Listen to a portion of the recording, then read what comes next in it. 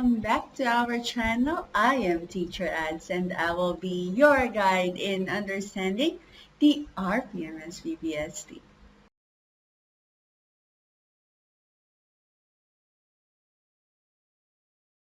RPMS Objective 1, Applied Knowledge of Content within and across curriculum teaching areas. So, let us start our discussion with the classroom observation tools. As we all know, this one is for the proficient teachers and this one is for the highly proficient teachers. So these are the classroom observation tools which we usually see in the RPMS materials. Pero siguro, yung iba sa atin po, hindi pa nakikita yung isa pang COT. Kasi siguro nagtatanong din kayo, ba't ba nagsisimula lagi sa 3? Nasaan ba yung 1 at saka yung 2? So, for us to understand this better, I would like to show you the COT full. Ito po iyon. Okay? So, the COT full, hindi po full, full. The COT full or the Classroom Observation Tool full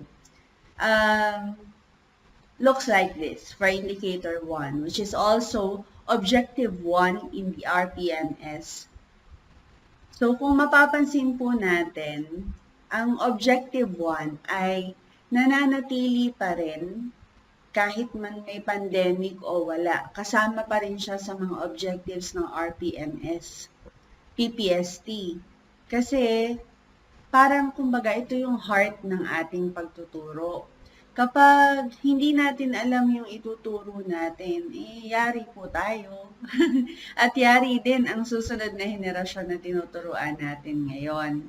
So, Teacher Ads, bakit ba 9 itong nakikita ko dito? Ganito po kasi iyon. Ito pong 1 to 5, level 1 to level 5, ay expectations para sa mga beginning teachers. Ito naman pong level 3 to level 7, ang expectations para sa proficient teachers. Ito nga po yung ginagamit natin sa field ngayon. Ito naman pong kasunod ay ang level 4 to level 8 for highly proficient teachers and level 5 to level 9 for the distinguished teachers.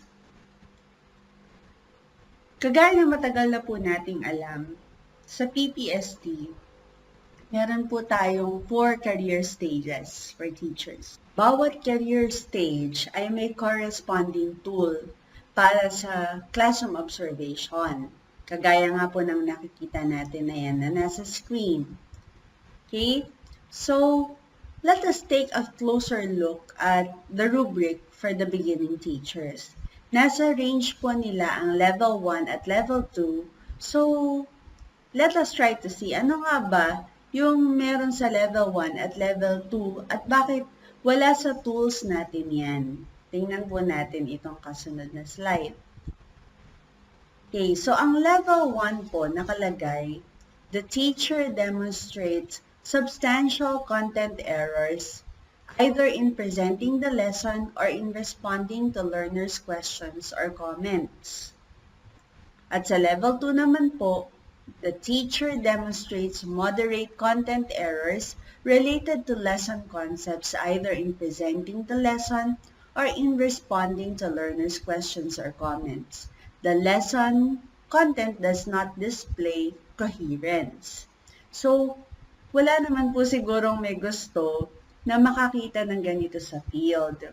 I believe that all of us are aiming for quality education. At ayaw nating makakita ng kasamahan natin na may substantial errors na itinuturo. Delikado po ito para sa mga bata, kaya po itong tool na ito ay recommended siya for pre-service teachers. Yung mga nasa college pa lang po. So, inihahanda na sila para pag pumasok sila sa DepEd, same classroom observation tool din yung kanilang ginagamit. And that is the one that we are actually using in the field. So please take notice of the ratings. 1 for them is poor. Level 2 for them is unsatisfactory. Level 3 for them is satisfactory. 4 is very satisfactory. And 5 is outstanding. Okay, now let us discuss level 3 using the tool that we are familiar with. Ito po yun. So, ito po yung ating classroom observation tool for proficient teachers na ginagamit ng teacher 1 to teacher 3.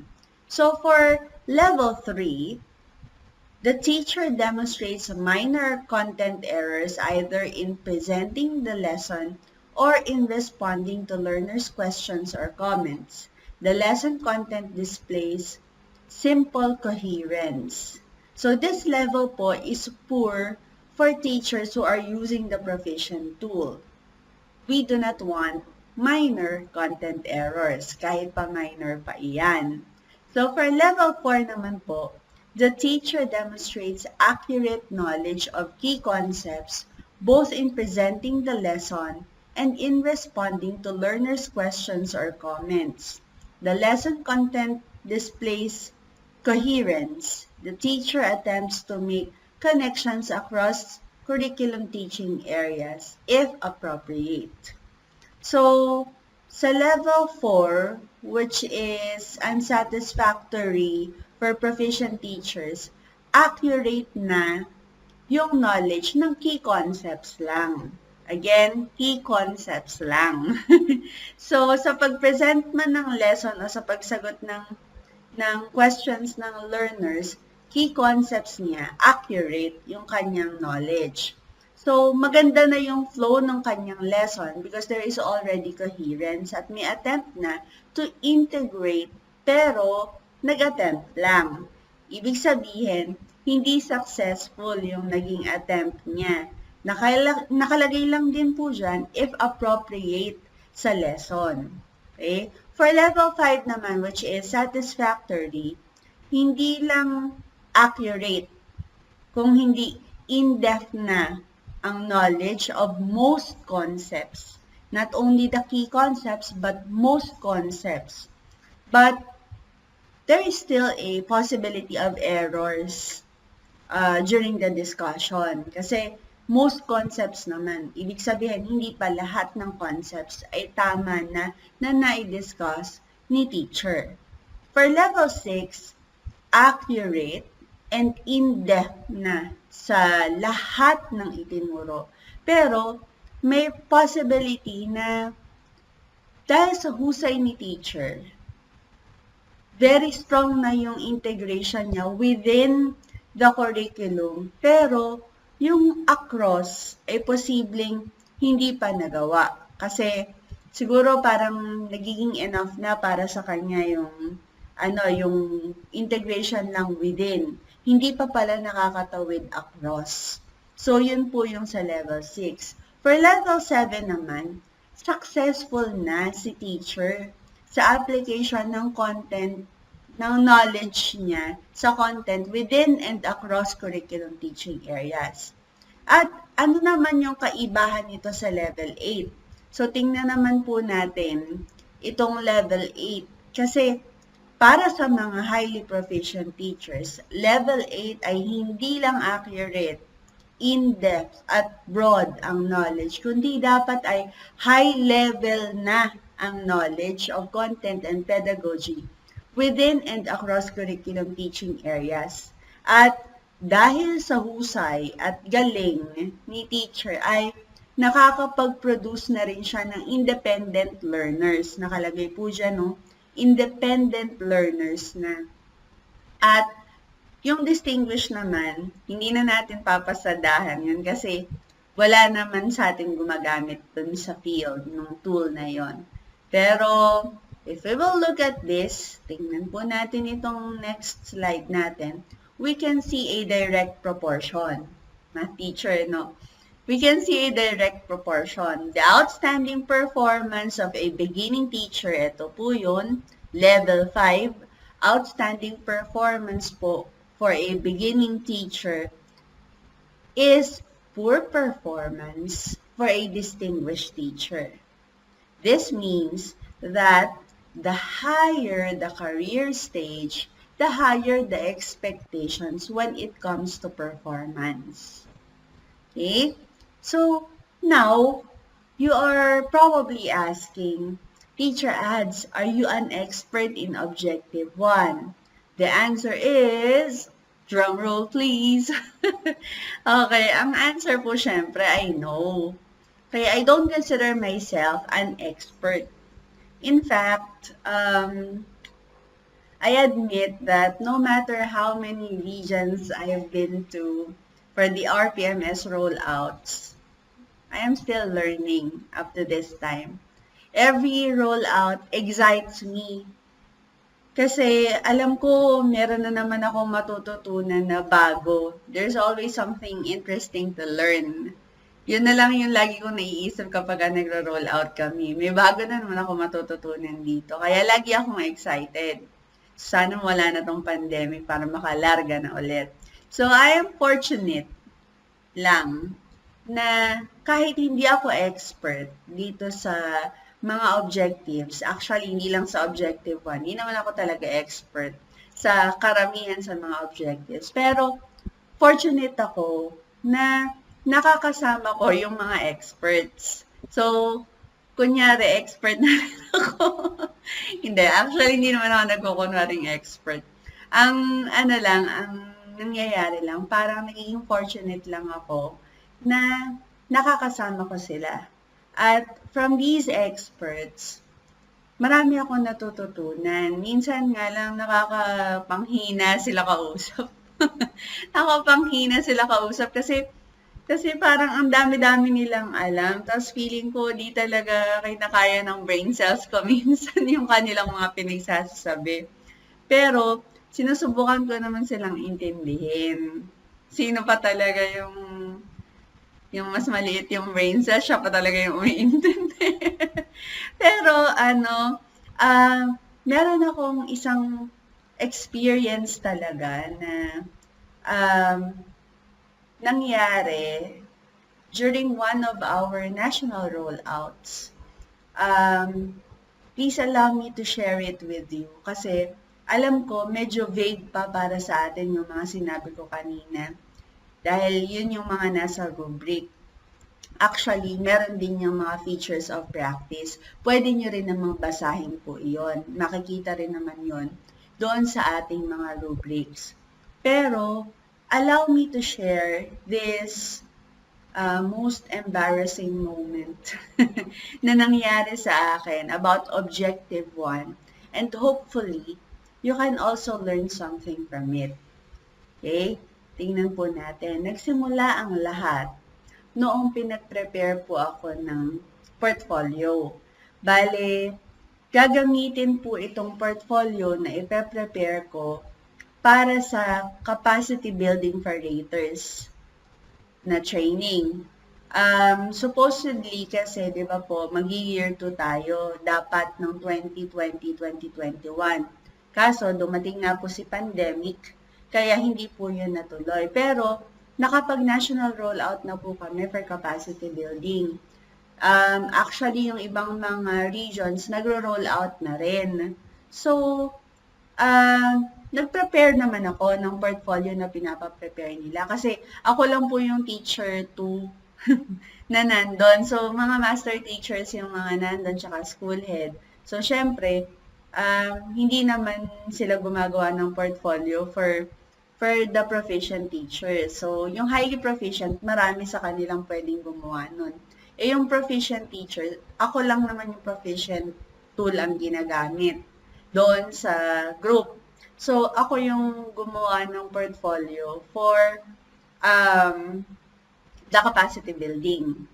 Kaso nga lang, ang problema,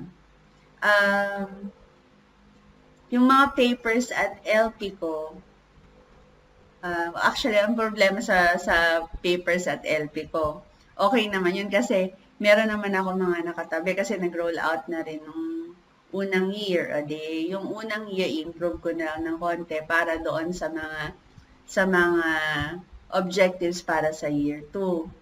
So, may experts na assigned para tingnan yung mga attachments ko sa portfolio para sa rating. Siyempre, kung gagamitin yun sa training, dapat maayos, di ba po? Akala ko okay naman na. So, di ba we are rated that time, nung wala pang pandemic, we were rated based on quality, efficiency, and timeliness. So, yung tatlo na yan yung nire-rate. Karamihan naman sa amin, ang rating, ako at yung ibang mga kasamahan ko, ang rating doon sa aking objective 1 ay 5 for quality, 5 for efficiency, and 5 for timeliness. Okay na sana, pero biglang may nag-contest. Merong nag-contest. Sabi niya, bakit 5 yung efficiency? So, tingin kami lahat sa kanya. Sabi namin, bakit po sir, ilan po ba dapat? Sabi niya, paki-check nyo rin kasi tiningnan ko yung lesson plan, pati yung highlighted portion ng lesson plan. Wala akong nakitang evidence para sa integration across curriculum teaching areas. Tapos, bilang ako yung gumawa, di in-explain ko kung paano ko nauunawaan yung objective. Okay? Base lang sa pangunawa ko naman yun. So, posibleng tama, posibleng mali. So, sabi niya sa akin, he did see an integration, a strong integration within the curriculum teaching area. But in the LP, he did not see any integration across curriculum teaching area. So, ang sakit naman, sir. Buti na lang, sanay na akong heartbroken dyan sa RCTQ. Kasi lagi namang broken-hearted kami dyan eh. Mahaba na yung pinasulat sa amin. Mahaba na yung naisusulat mo. Tapos, ichuchok-chok lahat yon. Ang matitira na lang isang sentence. Swerte ka pa kapag natira yung isang sentence mo. So, madalas kasi wala. Ubus talaga. Inuubos nila yung creative juices namin. Kaya, yun, yung aming rating, yun po yung kaguluhan namin nung time na yun. Kaguluhan talaga. Pero naayos naman ito. Sabi ni Sir, dapat daw ang rating ay 5-1-5. Sa isip ko, 1 lang ako sa efficiency? Kapag gano'n. Di ba tama naman yung bilang ng LP ko na inattach at naka-highlight naman doon yung parts kung saan pinapakita ko yung integration. Or should I say, nandun na highlight ko yung iniisip ko na nakapag-integrate naman ako within and across curriculum teaching area.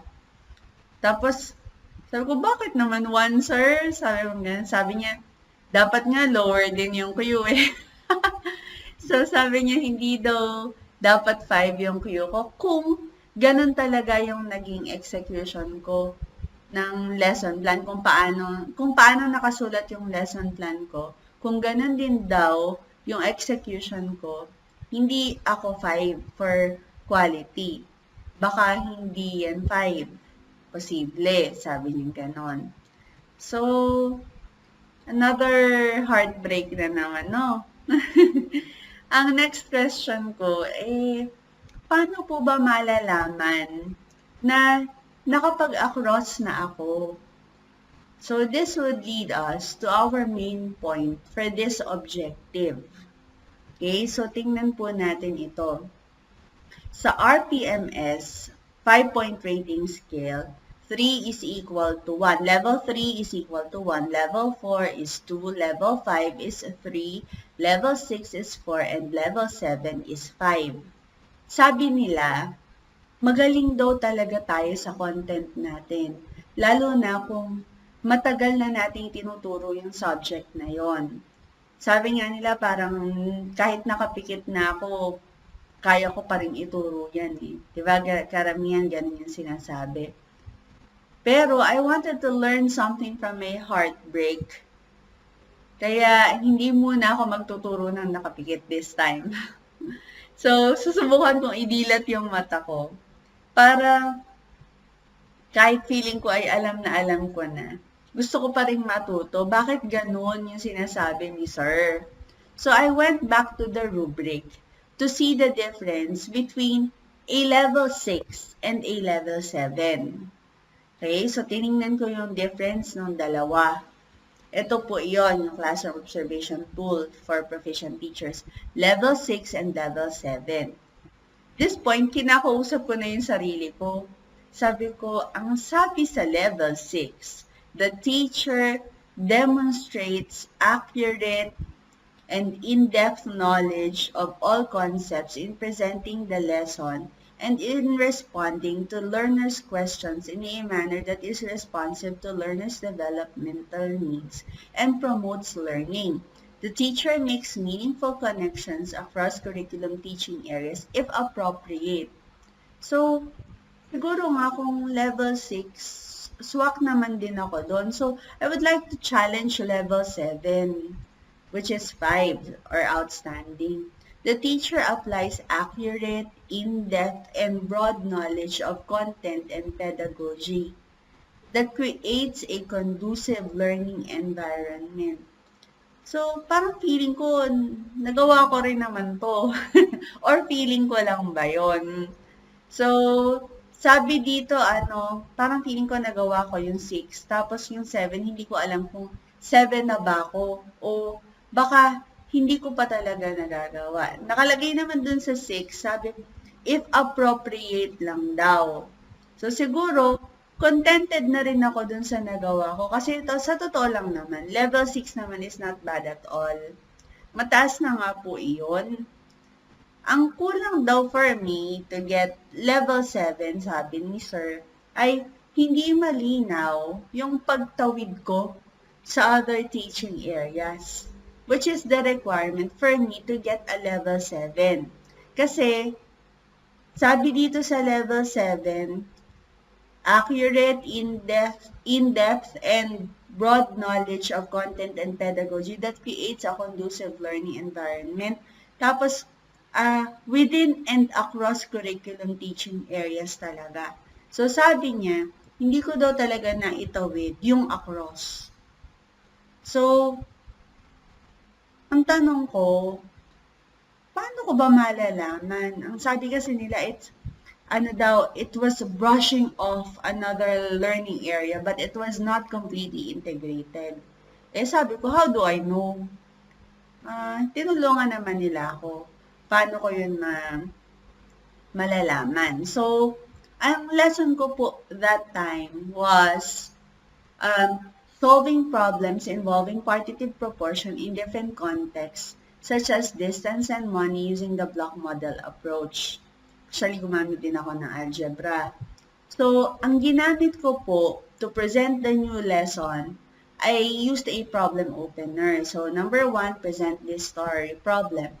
One day, 3 good friends decided to meet at SM North EDSA after a long time. Their names are Samuel, Tony, and Ursula. The ratio of the distance of their houses from SM North is 3 to 2 to 1, respectively. If they leave their houses at the same time, who will arrive at the meeting place first? Why? If Tony lives 4 kilometers away from SM North, how far away do Samuel and Ursula live? Ask comprehension questions about the problem. So, yan lang yung pinresent ko for the presentation of the lesson. Yan lang yung ginawa ko. Kasi parang feeling ko kapag presentation ng lesson, I just needed one problem to get me to the next part of the lesson. Tapos, okay na. I'll just keep these short. I will just keep this short because it is too early to apply content within or across curriculum teaching areas. And this is yet another heartbreak for me kasi once again, they proved me wrong. They tried to revise the plan, and this is how they did it. Okay, so yan po yung aking problem opener, at makikita nyo naman po yung aking 1 and 2. Dinagdagan po nila yan ng number 3. Ito po yung idinagdag nila. They added this. Ask the students to design a script for Waze, a navigator application. Teacher asks students to listen to a Waze recording to familiarize themselves with the language of the app. Teacher gives direction. Set the Waze app from all the 3 houses. The ratio of the distance of their houses from SM North is 3 to 2 to 1 respectively. Who among the 3 will hear Waze say, "You are 10 minutes away"? First, why? Okay. So, this was highlighted for objective 1 in my lesson plan. Sabi ko, oo nga po ano. Pwede nga po pala yung ganun. Madali naman akong kausap. Naisip ko na agad na, okay. Ganun pala yung gusto nilang mangyari. So, madali din naman ako maniwala kasi may ebidensya naman sila. Yan naman, kitang-kita na naman nila. Kitang-kita ko rin. So, you know, sometimes, there are things na wini-wish natin na sana tayo yung nakaisip, no? Sabi ko, sana, naisip ko na to dati pa, bago pa naisip ni ma'am, tsaka ni sir.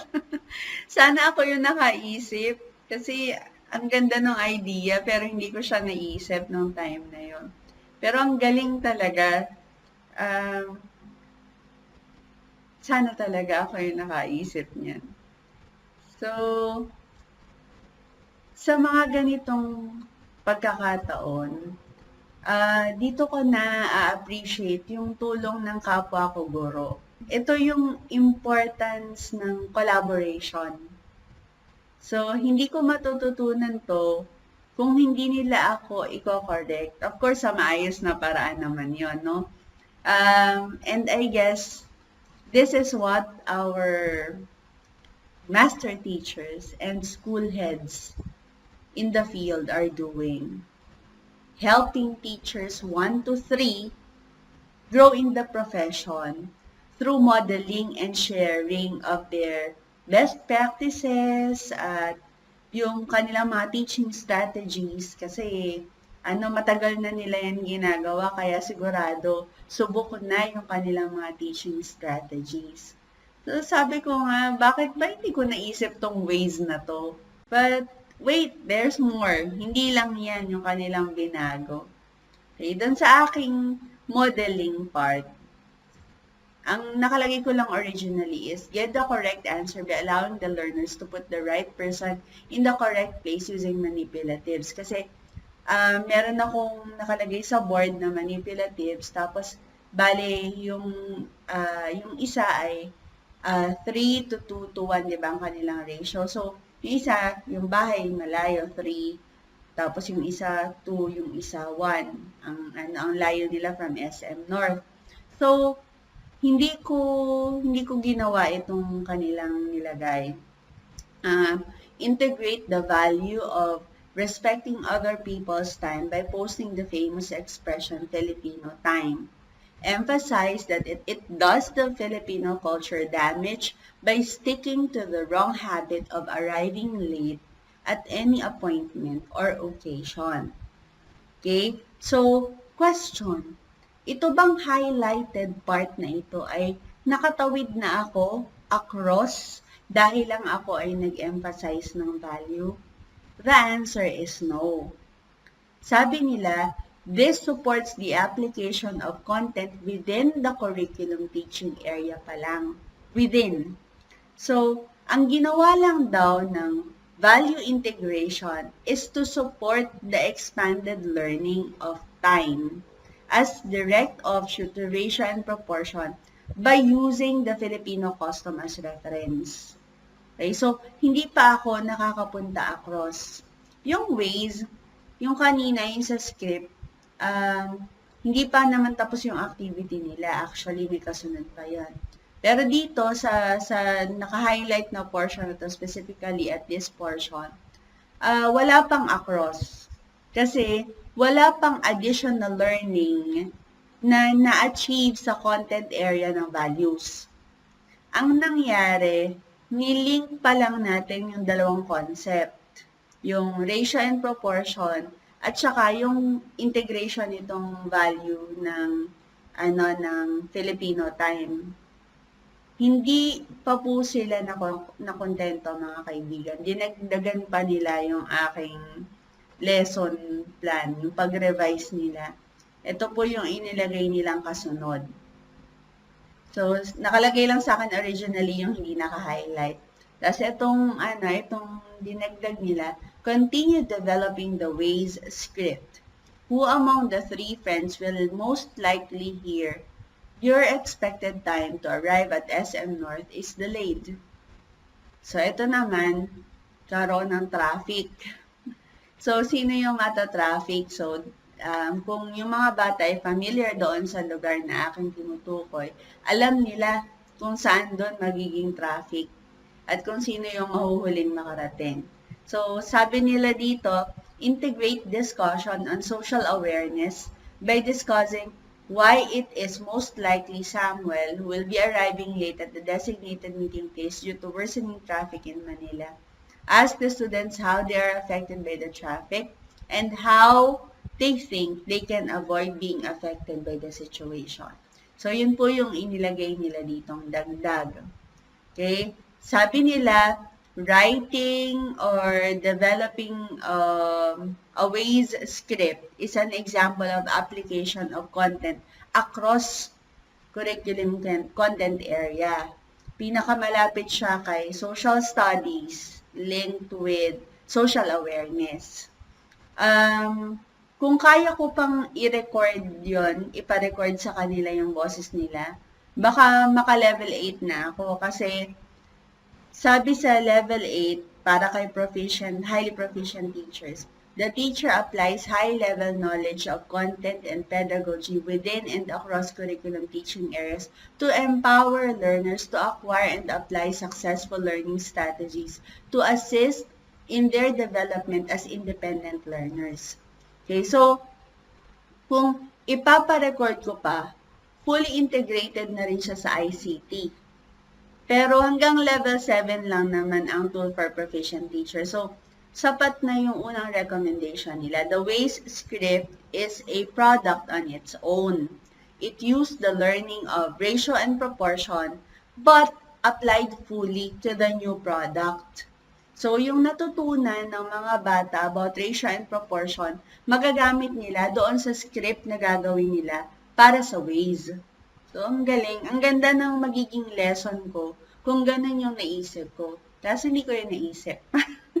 So, naging naging sample doon sa portfolio na ginawa for proficient teachers. Okay? Pero, improved na iyon. Tinulungan na nila ako doon sa pag-improve noon. So, ganun daw po yung kwento ng integration within and across curriculum teaching areas. Pero, we should take note that the delivery of the lesson is different, no? Ba yun? The delivery of the lesson is different from writing the lesson plan. Kasi, writing the lesson plan is one thing, and the execution of the plan is another. So, for both raters and ratees, magkaiba po yung dalawang bagay na ito. There are teachers who can write great lesson plans but fail to execute the plan.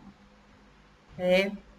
There are also those who can teach the lesson very well without a well-written lesson plan.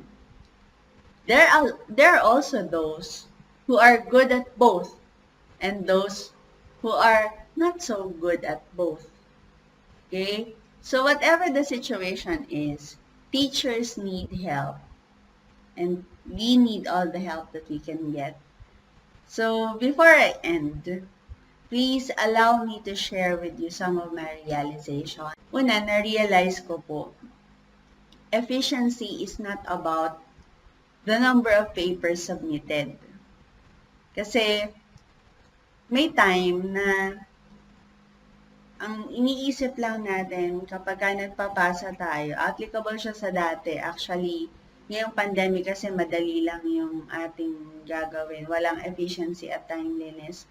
Ang meron lang ay quality. And quality is just the rating of the master teacher or the observer doon kay teachers. So, tapos na. Yun na kagad yun. Pero, there are also other objectives na pwede nating i-apply to. It is not only about counting the papers. Hindi natin bibilangin lang yun. Hindi porket 4, 5 na agad. Hindi porket nakita mo na kompleto yung ang kapal, kompleto na talaga yon. At mataas na kagad yung rating. Dapat din talaga titingnan natin yung quality. Yung quality nung ipinasang papel. Okay, mahalaga po iyon. Kailangan ay magawa natin iyon.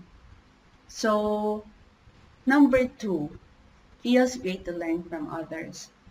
So, sa umpisa, parang mahirap siya tanggapin. Nung sinabi nila na hindi pa ako nakakapag across curriculum teaching areas, hindi ko kagad siya matanggap kasi iniisip ko, nagawa ko naman yun eh. Bakit sinasabi nila na hindi ko nagawa? Mahirap tanggapin na sinasabihan ka na may mali kang ginawa. Lalo na kung alam mo naman na ginawa mo yung best mo. So, parang hirap-hirap na. Pero, masarap pa rin sa pakiramdam na natutuwa ko from my mistake. And this is something that will surely give me the confidence I need to do better next time. Diba? So, yung natutunan ko, pwede ko talagang magamit. Actually, pwede ko talagang magamit yung mga yon. May mga times pumapalpak pa rin ako talaga for integration across curriculum teaching areas. Lalo na kung iniisip ko lang yung time. Kasi minsan kapag sa math, ang hirap po i-budget yung oras kasi matagal na nga ang learning curve ng karamihan ng bata sa math. Minsan kapag marami ka pang pinapagawang iba, lalo pa nilang hindi natututunan.